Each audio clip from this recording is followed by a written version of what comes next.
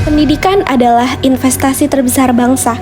Sejak 2012, hadir sebuah instrumen strategis dari pemerintah, yaitu Lembaga Pengelola Dana Pendidikan atau LPDP.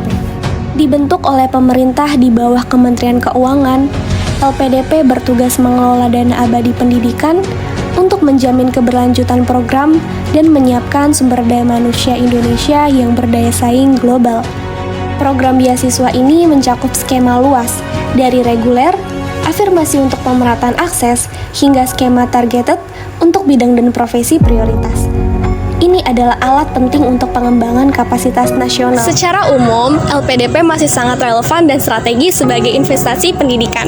Alumni LPDP terbukti mampu meningkatkan aspek kepemimpinan, kontribusi sosial, dan ekonomi. Mereka menjadi pionir dalam penelitian, teknologi, bahkan menciptakan lapangan pekerjaan sebagai wirausaha. Namun, program ini menghadapi tantangan serius. 3 aspek besar menghambat akses beasiswa LPDP, terutama bagi kelompok marginal dan daerah terpencil, informasi, bahasa, dan kesenjangan digital. Seluruh proses pendaftaran yang daring otomatis mengeksklusi calon dari daerah dengan infrastruktur internet yang lemah. Permasalahan terbesar adalah kontribusi alumni masih belum terlembaga secara sistematis. Walaupun ada kewajiban untuk mengabdi di Indonesia selama 2 kali masa studi ditambah 1 tahun, namun peraturan tersebut masih dilanggar. Alumni memilih tinggal di luar negeri atau di kota-kota besar di Pulau Jawa, yang menawarkan prospek karir dan gaji yang lebih besar. Sehingga daerah di luar Pulau Jawa, khususnya di daerah 3T, masih tertinggal SDM-nya sehingga mengakibatkan belum optimal.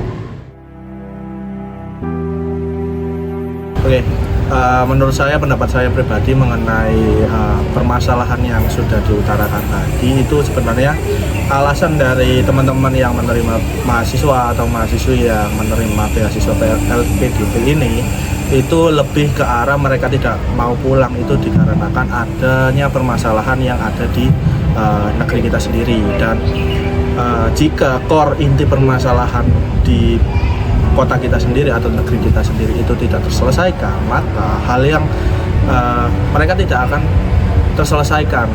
Cara-cara mereka menghindari untuk pemanggilan untuk kembali ke tanah air, mereka menghindari itu karena kan core permasalahan di negeri kita itu tidak kompetitif untuk dari segi pekerjaan, dari segi upah, dari segi opportunity untuk mendapatkan suatu peluang pekerjaan di negeri kita itu masih minim. Dan yang perlu saya tekankan di sini adalah ada beberapa pihak yang menyebutkan bahwasanya akan menyediakan 19 juta lapangan pekerjaan, dan hal itu tidak terlaksana sampai per detik ini.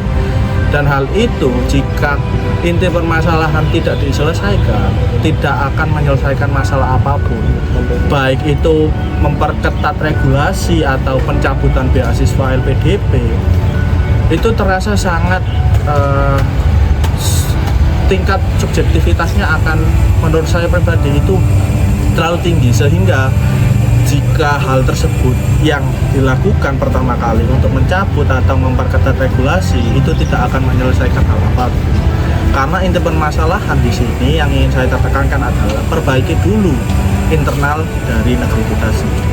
Menurut saya itu suatu alasan yang realistis, khususnya dari mahasiswa, karena kan seperti yang kita tahu jumlah lapangan pekerjaan di Indonesia itu sangat terbatas. Mereka tidak mempunyai opportunity di negaranya sendiri. Itulah menjadi alasan mengapa mereka tidak mau pulang. Karena kan pemerintah tuh awalnya tuh membuat program ini tuh untuk SDM yang dikembangkan di luar negeri agar membangun negerinya sendiri. Cuman mereka tidak mau pulang atas dasar hal yang saya sebutin.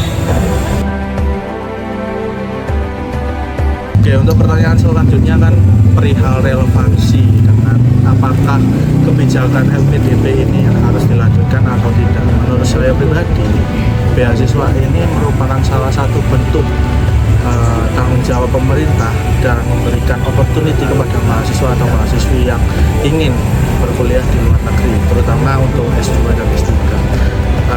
Relevansinya menurut saya pribadi itu memang seharusnya harus dilanjutkan, dan untuk regulasi pengetatan ataupun klausul-klausul yang menitik beratkan mereka harus pulang itu seharusnya ditinjau kembali melihat pada kondisi dari internal negeri kita sendiri, seperti yang saya bilang pada pernyataan sebelum ini, bahwasanya yang kalian perbaiki itu bukan dari kebijakan beasiswa LPDP itu sendiri, tapi melainkan kebijakan di negeri kalian sendiri yang harus kalian perbaiki, sehingga ketika mahasiswa-mahasiswi LPDP ini pulang itu bisa memperbaiki dan menciptakan ruang kerja dan memberikan opportunity yang lebih bagus lagi.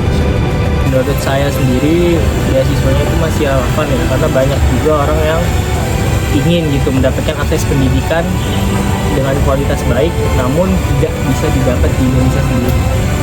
Karena kan yang kita ketahui kualitas universitas Indonesia saja kurang, bahkan tidak bisa bersaing di Asia Tenggara. Hal ini tuh menjadi gap lah atau alasan kenapa mahasiswa itu ya membutuhkan program ini. Menurut saya ini masih relevan lah. Tapi solusi yang bisa saya tawarkan mungkin dari pengawasannya mungkin harus lebih diperketat lagi ke depannya agar bisa mengatasi masalah yang sebelumnya sudah terjadi. Secara sistematis, LPDP belum memiliki rumusan target outcomes program beasiswa yang jelas dan komprehensif. Evaluasi yang ada hanya berfokus pada jumlah lulusan, bukan pada dampak substansional kontribusi jangka panjang alumni di sektor-sektor yang strategis. Mari kita bedah melalui analisis POAK, yaitu Planning, Organizing, Actuating, dan Controlling. Analisis kebijakan melalui perspektif manajemen POAK, yaitu Planning, Organizing, Actuating, dan Controlling, menunjukkan dua titik yang kritis, yaitu berada pada Actuating dan Controlling.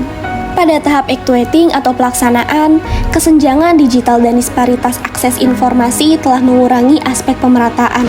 Dan pada tahap Controlling atau pengendalian, sistem pengawasan alumni pasca studi belum terinstitusi secara kuat, menyebabkan inkonsistensi antara tujuan kebijakan dengan outcome real di lapangan.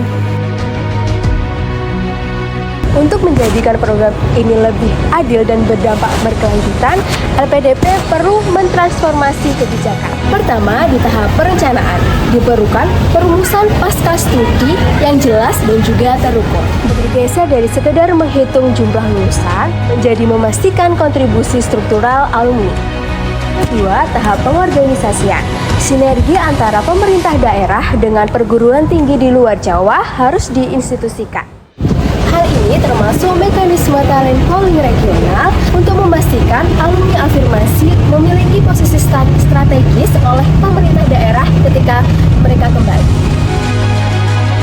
Selain itu, perlu dibuatkan draft kontrak hak dan kewajiban yang terpisah, serta program pemberdayaan dan karir monitoring alumni yang bersinergi dengan Ikatan Alumni Mata Garuda.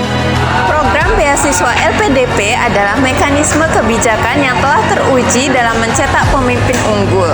Namun, pekerjaan rumah utamanya adalah menjembatani kesenjangan akses atau equity dan meningkatkan kontrol yang kuat atau robust control untuk memastikan kontribusi substansial alumni bagi pembangunan nasional dan daerah.